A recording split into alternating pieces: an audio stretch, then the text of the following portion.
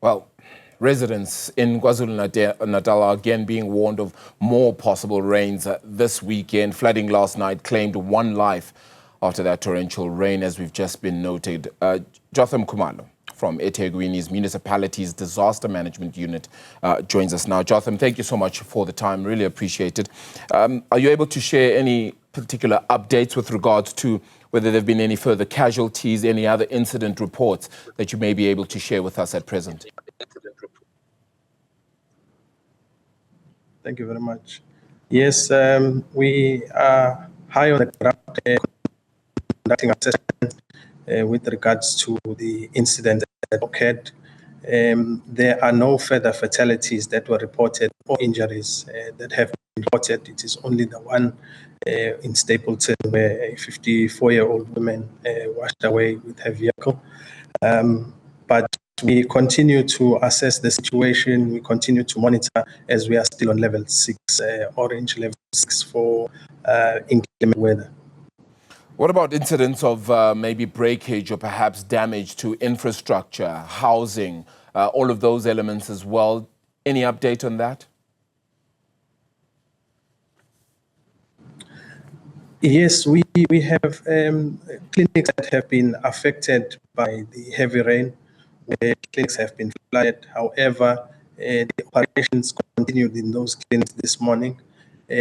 Damage to critical infrastructure, yes, we've had substations which were submerged in water, and the electricity department and the other services are working hard to restore the electricity in those areas. We've also had a bridge where the community complained that when they are driving through, it is unstable.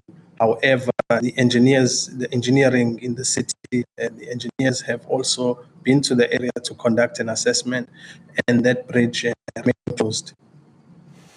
Wow. All right. Let's talk about measures that perhaps have been put in place here to respond effectively in these conditions. One imagines that it would also be very difficult to get to those people that are affected by this heavy rain. Okay, so we have activated our Joint Operations Center, the Disaster Operations Center. We are also part of the Joint Operations Center for the province, which have been activated yesterday. Now, all stakeholders are coordinated through that structure, where we ensuring a coordinated approach or response, a multi-agency response to these activities. So we are not sending only one department to go and conduct an assessment. We first assess the comes in and then determine what departments or services are required to that particular area, and we respond accordingly. Yeah, we're hoping your line actually continues to hold out because it is crackling just a little bit. But Jotham, the government allocating 1.7 billion rand then to address potential disasters over the next 3 years. Where exactly do you start, and how do you boost up your own capabilities then and abilities in helping those that are in need, including things like temporary housing or shelter? That declaration that happened last week will respond to the incidents that happened in the past, and plans in place.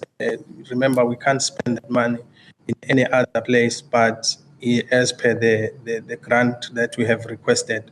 So if we've requested for a bridge that to be built, we cannot spend it elsewhere but in the infrastructure that was damaged. So it will really assist with the management of the future floods. Yeah, Jotham, look, we were hoping that your line would actually hold out. Just very quickly, if I may, are yourselves as well as other government agencies coordinating then with other agencies, other organizations as well, to try and ensure an effective and swift response as much as possible here? So enough collaboration happening? Yes, we have all the stakeholders that we need in our Joint Operations Center. As I've mentioned, we are taking a multi-agency approach response to these incidents. So not only one stakeholder is responding to incident. It must be noted that if there is a stakeholder that is not coming to the party, we then report to the provincial, who then assists us with that. But that has not happened in this joint operations center that was established yesterday.